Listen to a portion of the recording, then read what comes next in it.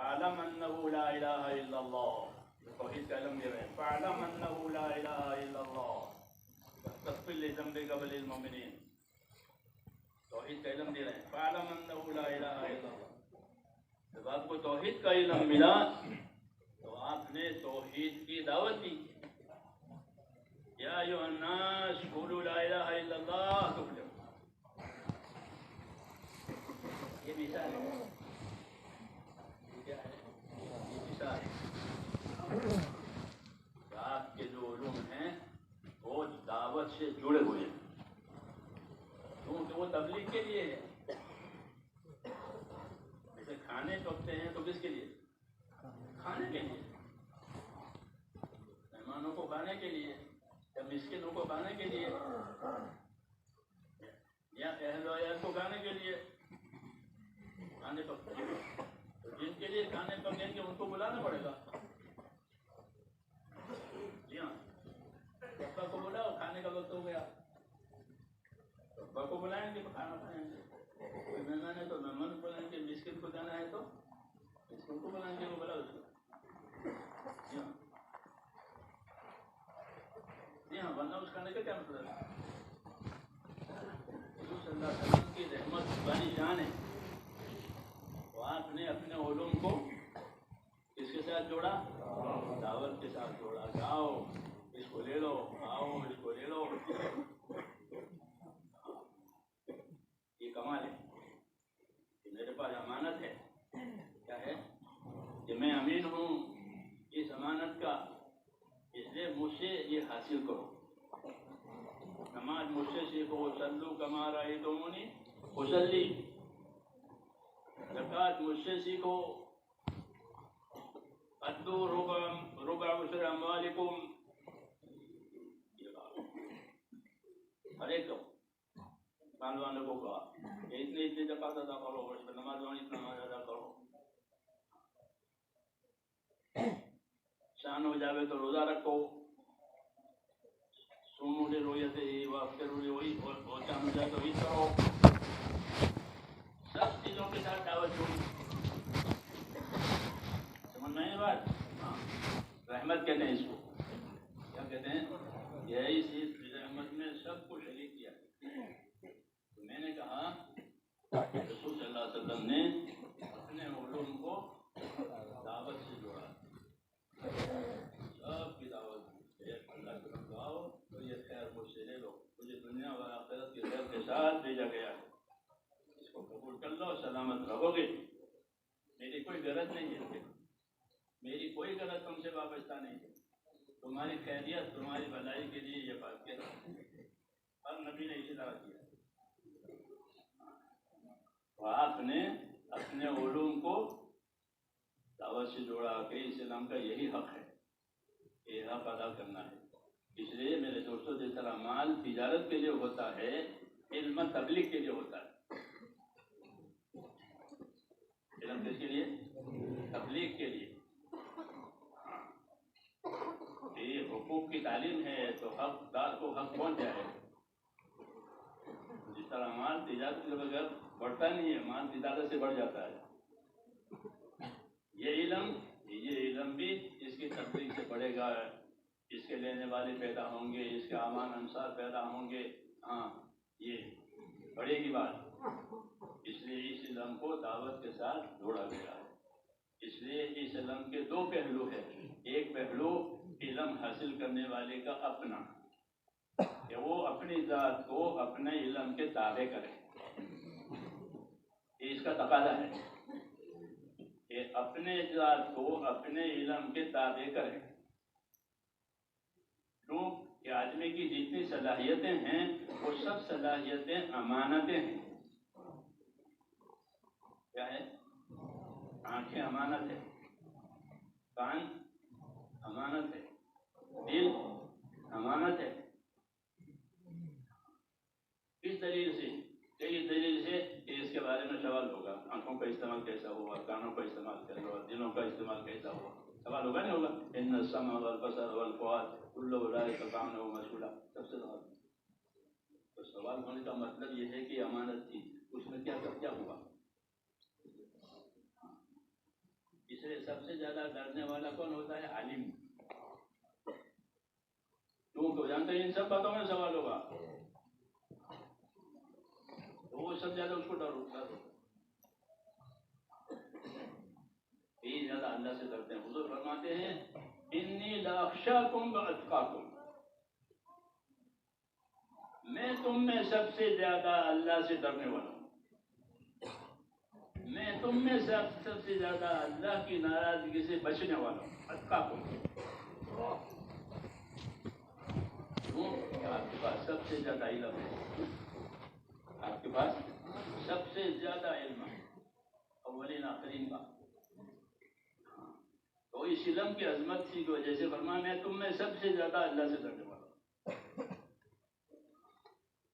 اس علم کی یہی خاصیت ہے کہ جب اپنی جگہ پر آئے گا تو عالم کرے گا اسے کہ اللہ سے، اللہ کی عظمت سے، اللہ کی بڑائی سے کہ حقوق ہے، حقوق کی ادائیگی ہے، اور یہی اصل ہے. اس لیے میں نے کہا کہ اس علم کا پہلا حق یہ اپنی ذات پر، کہ اپنے آپ کو اپنے علم کا تابع کرو. کیا کرو؟ اپنے علم کا تابع کرو. جو بات پہنچی اس پر عمل میں لاؤ. یہ ہم کو حکم ہے، یہ ہم کو حکم ہے سب کو کہ جو بات تمہیں پہنچے اس پر عمل کرو. عمل کیا تھا نہیں کیا تھا، بات پہنچی تھی نہیں پہنچی تھی، اس کا سوال ہے کہ جو بات پہنچی تھی اس کا کتنا عمل ہوا. 5 سوال ہے نا، تو 5 سوال میں سے ایک سوال یہ بھی ہے کہ جو باتیں پہنچی تھی اس پر کتنا عمل ہوا. تو اس کا تقاضا ہے. اس لیے اس علم کا تقاضا میرے بھائیو یہ ہے کہ ہم اپنے آپ کو کیا کریں، اپنے اس علم کو اپنا مطابق کریں. علم میں 2 قسم کے احکام ہوتے ہیں، امتثالی، امتناعی. 2 حکم ہوتے ہیں. ایک امتثالی یعنی اس کا ادا کرنا ضروری ہے، ادا کرنا پسندیدہ ہے. ایک امتناعی حکم ہوتے ہیں. امتناعی حکم کا مطلب یہ ہوتا ہے کہ اسے بچنا ضروری ہے، اسے احتیاط ضروری ہے. یہ 2 حکم ہوتے ہیں، 2 قسم، امتثالی، امتناعی. تو اپنے آپ کو دونوں کا پابند کرنا، دونوں کا پابند کرنا. امتثالی حکم میں فرائض بھی آئیں گے، واجبات، مستحبات، مسنون، یہ سب ہے. اس میں حرام، مکروہ، مشتبہ یہ سب آ جائیں گے. امتناعی میں ہے.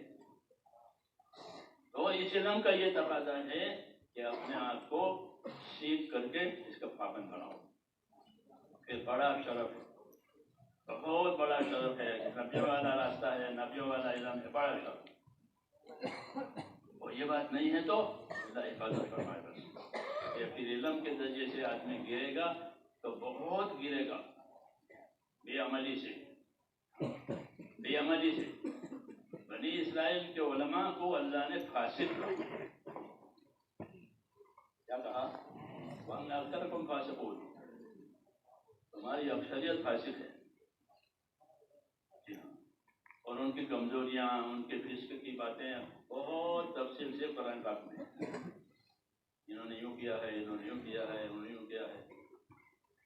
ہاں کیوں؟ ان کو فاسق کا حکم، علماء فاسق تھے. سمجھ آئی بات؟ کیوں کہ انہوں نے اپنے آپ کو علم کے تابع نہیں کیا. انہوں نے اپنے آپ کو اپنی خواہشوں کا تابع کیا، اور خواہشوں کی تابع داری اتنی کی کہ اپنے علم کو خواہش کے تابع کیا.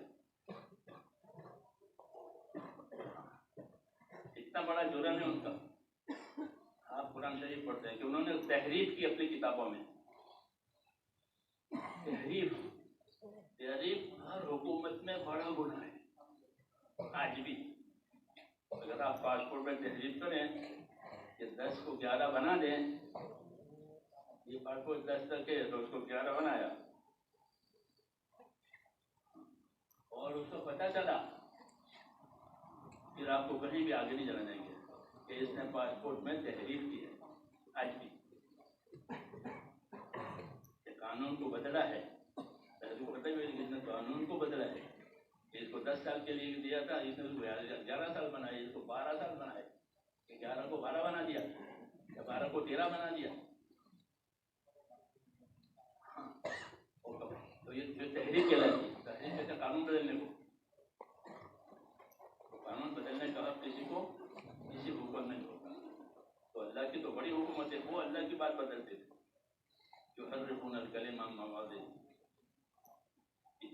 اتنے جری ہو گئے تھے اپنے علم میں، تو ان کو فاسق کہا، ان کو لعنت ہوئی. کیا ہوئی؟ وہی اسی وجہ سے کہ ان کو علم ملا اور اپنے آپ کو علم کا تابع نہیں کیا، علم کو اپنے تابع کیا. بڑا جرم، علم کو اپنے تابع کیا، اپنے خواہشات سے، اپنے علم سے اپنے خواہشات پوری کی، لوگوں کا مال کھایا ناجائز طریقے سے، اور قانون کو اور کتاب کو بدل دیا، قانون بدل دیا، بڑا جرم ہوا. اس لیے وہ ملعون ہو گئے، مردود ہو گئے، ان کے لیے کوئی جگہ نہیں ہے. ہماری بات صحابہ سے شروع ہوتی ہے. یہاں کہ صحابہ کو جو بڑی چیز ملی تھی، جیسے ان کو فسق ملا تھا، صحابہ کو تقویٰ ملا تھا. کیا ملا تھا؟ صحابہ کو کیا ملا تھا؟ ہاں، کہ علم کی یہی غایت ہے کہ علم سے تقویٰ پیدا ہوتا ہے. انی لاخشاکم واتقاکم. تو صحابہ کرام کو تقویٰ ملا. ایسے تمام ہمارے اکابر، ان کی زندگیوں میں کیا ملے گا؟ آپ کو تقویٰ ملے گا. حضرت کی کتاب چھوٹی حضرت شیخ کی اکابر کا تقویٰ، ہمارے بزرگوں کا تقویٰ. وہ فسق کے مقابلے میں ہے تو ان کو فسق ملا، اور یہاں کیا ملا؟ تقویٰ. یہی اصل ہے. انی لاخشاکم واتقاکم. میں تم میں سب زیادہ اللہ سے ڈرنے والا ہوں، میں تم میں سب زیادہ تقوی والا ہوں. سمجھ میں آئی بات؟ حضرت عمر رضی اللہ عنہ کو عبد الرحمن بن عوف نے کسی نے رائے دی کہ بیت المال میں جو مال آتا ہے آپ قرض کر کے اس کو ختم کرتے ہیں. بیت المال میں مال جمع رہنا چاہیے. کس لیے؟ کہ نوائب حوادث آتے رہتے ہیں تو ضرورت پڑتی ہے مال کی، تو آپ مال کو جو ہے نمٹاتے رہتے ہیں. تو فرمایا تمہاری زبان پر شیطان بول رہا ہے. تمہاری زبان پر شیطان بول رہا کہ اللہ نے ہم کو تقویٰ دیا ہے. ہر چیز کا بدل ہے. فمن یتق اللہ یجعل لہ مخرجا ویرزقہ من حیث لا یحتسب. ہم کو تقویٰ دیا ہے تو ہمارے کاموں میں آسانی آئے گی. تمہاری زبان پر شیطان بول رہا، تم رائے دے رہے ہو کہ مال رکھو حوادث کے لیے، نوائب کے لیے. تو صحابہ کرام کو کیا ملا تھا؟ تقویٰ ملا تھا. وہ یہی اصل ہے، یہی اصل ہے، یہی اللہ سے مانگنا چاہیے.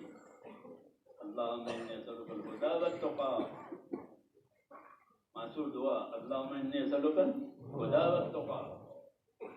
کہ اللہ ہم کو ہدایت بھی دے اور ہم کو تقوی والا بھی بنا دے، ہماری راہ بھی صحیح ہو، ہاں، اور ہمارے اندر تقویٰ ہو، اللہ کا ڈر ہو، تاکہ احتیاط ہو جاوے ہر اس بات سے جس بات سے اللہ ناراض ہوتا ہے. کیونکہ علم تو اسی کے لیے ہے کہ بچنے کی چیزوں سے بچیں اور کرنے کی چیزوں کو کریں. اسی کا نام علم ہے. بچنے کی چیز سے نہ بچے، کرنے کی چیز نہ کرے، وہ جاہل ہے، وہ نابینا ہے. کیا ہے نابینا؟ ہوتا ہے نہ جانے کی جگہ پر چلا گیا، نہ جہاں پاؤں نہیں رکھنا وہاں پاؤں رکھ دیا، بیچارہ نابینا ہے. ہاں، تو اس کی حرکتیں اپنے ارادے کے تابع نہیں ہوتی کیونکہ اس کی آنکھیں نہیں ہے. تو اس طرح کہ یہ اندھے ہیں، جاہل ہیں، بغیر علم کے چلتے ہیں. ایسے تو اللہ تعالیٰ نے ہم کو، میرے عزیزوں، یہ بڑی نعمت دی ہے. یہ علم اصلاً تو آخرت بنانے کے لیے ہے. جیسے دنیا کے علوم ہوتے ہیں، بڑی بڑی ڈگریاں لوگ لیتے ہیں، لیں، ہم کو کوئی اختلاف نہیں. لیکن یہ علم جو ملا ہے یہ خاص آخرت بنانے کے لیے دیا گیا ہے. خاص، کیونکہ آخرت اصل ہے، دنیا تو گزارا ہے، یہاں سے آدمی گزر جائیں گے، مالدار بن کے، غریب بن کے، سب کچھ بن کے، آخر گزرنا ہی گزرنا ہے. جہاں رہنا ہے وہاں سے جانا نہیں ہے، اس لیے وہاں پوری تیاری کے ساتھ جانا ہے کہ پھر وہاں سے کہیں جانا آنا نہیں ہے. وہاں جو فیصلہ ہوگا وہ آخر ہوگا، کوئی اپیل نہیں ہوگی، کوئی مراجعت نہیں ہوگی. لیے یہ علم اصلاً آخرت بنانے کے لیے ہے. صحابہ کرام یہ فرماتے تھے کہ انما ہممنا الآخرہ ولیست ہممنا الدنیا، کہ ہمارے عزائم ہمارے ارادے کس چیز کے ہیں؟ آخرت بنانے کے ہیں، کیونکہ ہم آخرت والے ہیں. ان الدنیا خلقت لکم وانکم خلقتم للآخرہ، حدیث شریف ہے. ان الدنیا خلقت لکم وانکم خلقتم للآخرہ. دنیا کو اللہ نے تمہارے لیے پیدا کیا ہے، یہ بشارت ہے. یہ بشارت پوری دنیا تمہارے لیے، سونا چاندی جو کچھ ہے وہ سب تمہارے لیے. یہ پہلا جملہ بشارت کا ہے.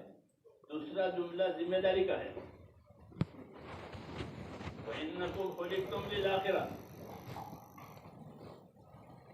تم کو کس لیے پیدا کیا ہے؟ آخرت کے لیے پیدا کیا ہے. یہ ذمہ داری بتائی. پہلی بشارت ہے، دوسری ذمہ داری ہے. یہ نبیوں کا طریقہ ہے کہ اپنے کام کو بشارتوں سے اور ترغیبوں سے دیتے ہیں. تو پہلے بشارت سنائی کہ پوری دنیا تمہارے لیے نعمت ہے،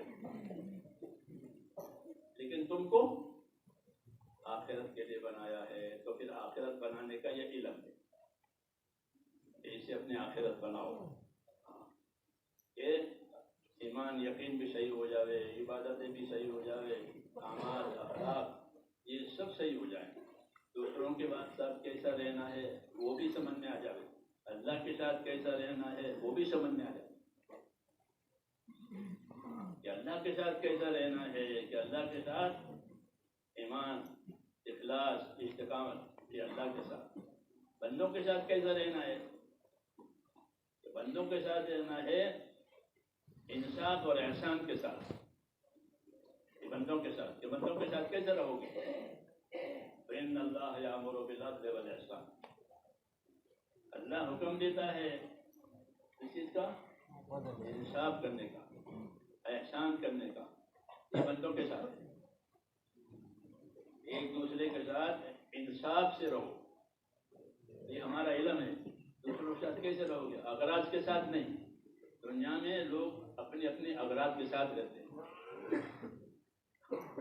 اور دنیا کی ترقی ہوگی اگر وہ اغراض قربان کرے تو ان کی ترقی نہیں ہوگی. دنیا میں اغراض کے ساتھ رہتے ہیں.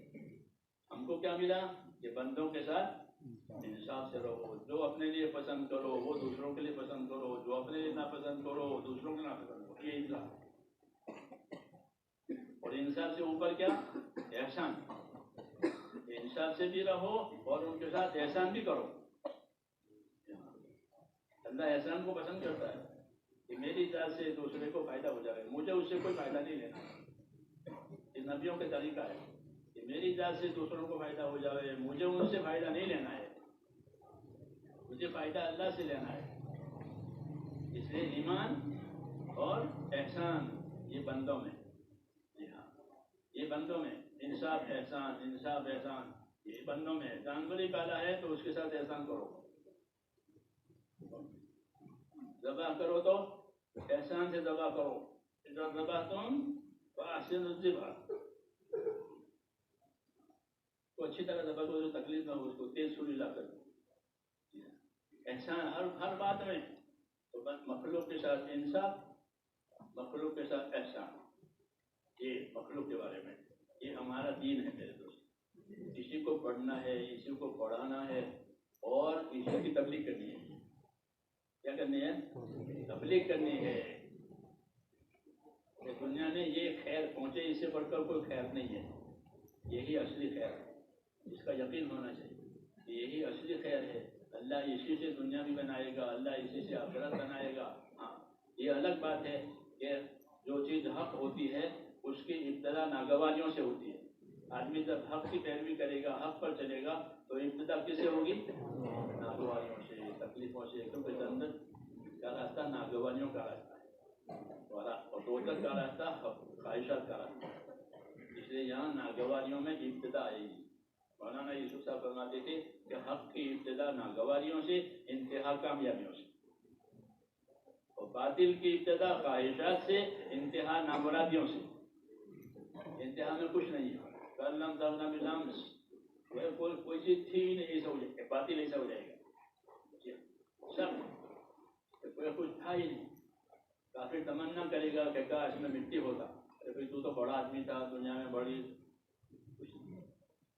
کسی کو اچھی نہیں, کاش میں مٹی ہوتا ہے, یا لیتا نہیں کون تو تھوڑا. جی ہاں, یہ تو میرے بھائیوں یہ چیز بڑی ہم کو ملی ہے, اس لیے اس کا حق ہے کہ ہم اپنے آپ کو اس کا تابع کریں, اس پر عمل کریں, اللہ سے ہدایت اور تقویٰ مانگیں. دوسرا پہلو اس کا کہ یہ امانت ہے, اس لیے اس امانت کے طلبگار پیدا کرو. یہ امانت کو تو طلب والے آئیں گے, ان کو تو دینا ہی دینا ہے, اور جو بے طلب لوگ ہیں ان کو کیا کرو گے, ان کو کیا کرو گے, کہ ان میں طلب پیدا کراؤ تاکہ وہ لینے آوے. علم میں دو باتیں ہیں, کہ جو علم لینے کے لیے آوے وہ تو طالب علم ہے, وہ تو آ ہی گیا, وہ تو مہمان ہو گیا, اس کو تو دینا ہی دینا ہے. حضور نے وصیت فرمائی تھی میرے پاس لوگ آئیں گے تمہارے پاس اس کو لینے کے لیے, اس دین کو لینے کے لیے, تو میری وصیت قبول کرو, ان کے ساتھ اچھا سلوک کرنا.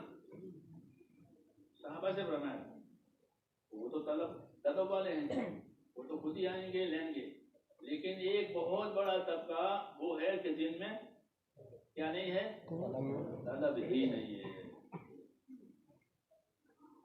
تو ان کو کیا کرو گے کہ ان میں طلب پیدا کراؤ. دیکھو یہ موبائل شروع ہوا تو سب لوگ اس کے طالب ہو گئے, سب بھکاریوں کے پاس بھی وہ ہے موبائل ہے, ان کے کیا مسائل ہوگی دنیا کی زندگی میں پتہ نہیں. جو بڑے لوگ ان سے مسائل ہوتے ہیں ان کے اپنے کاروبار کے موبائل بھکاری. ہاں یہ کیا طلب پیدا ہوگی, کیا پیدا ہو گئی, طلب پیدا ہو, طلب پیدا ہو. یہ طلب بڑی نعمت ہے. اگر حق کی طلب پیدا ہو گئی تو سلمان فارسی کی طرح برسوں چلے گا اور جا کر کے صاحب نبوت سے ملے گا. طلب کی بات ہے, یہ مثال ہماری تاریخ میں, یہ طالب علم ہے سلمان فارسی, مجوسی کے بیٹے ہیں. طلب پیدا ہوئی تو وہاں تک پہنچ گئے. سلمان منا اگر دے وہ تو گھر میں آ گئے. طلب کی بات, مولانا اللہ صاحب کا یہ فرمانا تھا کہ آج امت میں طلب نہیں ہے, اور جو ہے وہ بھی دن بدن گھٹ رہی ہے. اور دین اتنی بڑی چیز ہے, اسی میں حقوق کی ادائی ہوگی, اسی میں امانتوں کی ادائیگی ہوگی, اسی میں ساری چیز, اور اس کی طلب ہی نہیں ہے. تو کیا کرنا پڑے گا کہ لوگوں میں جا کر کے اس کی پہلے طلب پیدا کراؤ, کیونکہ جو طلب سے لے گا وہ قدر کرے گا, جو بے طلب سے لے گا وہ پھینک دے گا. آج دنیا میں وہ اچھی چیزیں چھپ کر کے آتی ہے اور جمعہ کی نماز کے بعد کو بانٹتے ہیں لوگ اور پڑھ کے پھینک دیتے. ہاں وہ اچھی چیز کیوں, بے طلب نہیں ہے, بے طلبی میں قدر نہیں ہوتی. اس لیے نبیوں کو دعوت کا کام دیا گیا ہے کہ دعوت کے اندر یہ ہے کہ بے طلبوں میں طلب پیدا کرو. تو انبیاء کرام دو چیزوں سے اپنے دعوت میں طلب پیدا کرتے ہیں. ایک فضائل کے علم سے, اس سے انبیاء کرام پر فضائل کا علم القا ہوتا ہے, قیاسی نہیں ہوتا. کیا ہوتا ہے, القا ہوتا ہے. وما نرسل المرسلین الا مبشرین ومنذرین, یہ فیصلہ کہ ہم نبیوں کو مبشر اور منذر بنا کر ہی بھیجتے ہیں کہ وہ لوگوں کو بشارتیں سناتے ہیں اللہ کے انعامات کے, اللہ کے اکرام کے, حالات کے اچھے ہونے کے, مستقبل کے اچھے ہونے کے, یہ بشارتیں سناتے ہیں. اور دین نہیں ہوگا تو اس کے خلاف جو خطرے ہیں اس خطرے سے آگاہ کرتے ہیں, مبشرین منذرین. تو دعوت میں یہ علم چلتا ہے کہ لوگوں کو بشارتیں سناؤ, اللہ کا انعام اور اکرام بتاؤ, اللہ کی قدرت سے ہونا بتاؤ, ہاں, اور اللہ کے ناراضگی سے ڈراؤ کہ اللہ کے ناراضگی کے کیا احوال ہے. اللہ تعالیٰ نے دونوں قسم کے قصے قرآن پاک میں ذکر کیا کہ کتنے لوگوں کو ہم نے اپنی قدرت سے ان کی کمر توڑ دی, کتنی طاقتوں کی ہم نے کمر توڑ دی تو وہ قیامت تک اٹھیں گے نہیں. کم قسم نہ من قریۃ بطرت معیشتھا, کتنے بستی والے ہم نے ان کی کمر توڑ دیا، اب وہ قیامت تک نہیں اٹھیں گے، ان کی کمر ٹوٹ گئی، ایسی سزا دی ان کو۔ تو ڈرانے کی باتیں بھی ہے اور نعمت کی باتیں بھی ہیں کہ یہ امت میں چلاؤ، اس سے امت میں کیا آئے گا کہ اپنے آخرت کی، اپنی ذمہ داری کی فکر اور طلب آئے گی۔ تو ایک طلب پیدا کرانے کے لیے نبیوں کو فضائل کا اور ترغیب کا علم اتارا ہے، ہر نبی ترغیب سے کام لیتا ہے، بندے کو اس کی حیثیت سمجھاتا ہے، اس کی ذمہ داری سمجھاتا ہے، پھر اس کو کیا ملے گا وہ۔ دوسرا ترغیب کے علم کے ساتھ دوسری چیز لوگوں میں ترغیب پیدا کرانے کی وہ ہے اچھے اخلاق، حسن معاشرت۔ کیا ہے؟